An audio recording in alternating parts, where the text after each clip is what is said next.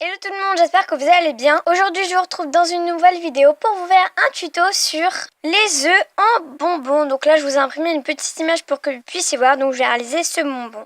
Je pense que vous connaissez, dans toutes les boulangeries, il y en a.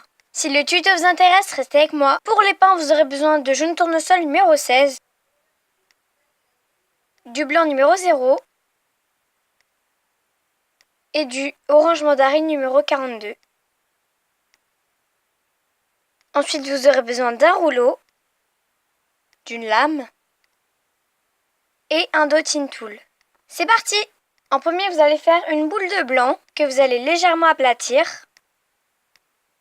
Puis vous allez continuer d'aplatir au doigt. Puis vous allez former une forme légèrement ovale d'un côté, comme ceci.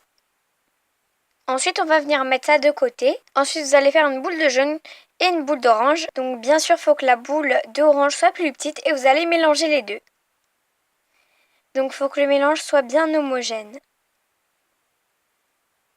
Voilà ce que ça nous donne. On obtient un orange légèrement clair. Ensuite, on va prendre notre ovale et notre dotting tool. Puis on va faire un petit trou. Donc voilà, moi je le fais à peu près là. Donc bien sûr, vous pouvez prendre un plus gros dotting tool. Prenez vraiment le dotting tool de la taille que vous souhaitez. Voilà ce qu'on obtient. Ensuite, on va prendre une boule de orange qui va à peu près à la même taille du trou que on a fait. Et on va tout simplement rentrer l'orange, la pâte orange dans la pâte blanche. Et on va légèrement en faire un dôme, comme ceci.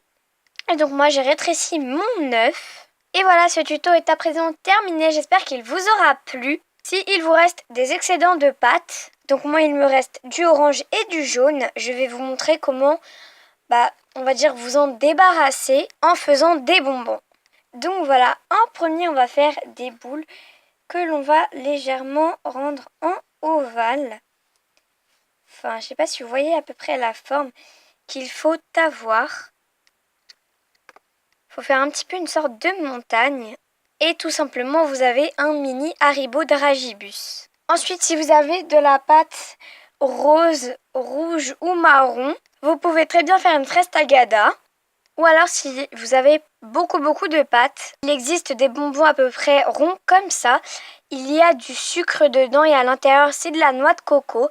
Donc, vous pouvez très bien faire ça. Et donc voilà, j'espère que ces petits tutos vous auront plu. Si c'est le cas, n'hésitez pas à aller liker, à mettre un commentaire et à vous abonner. Sur ce, je vous fais plein de gros bisous et je vous dis à une prochaine vidéo. Bye bye!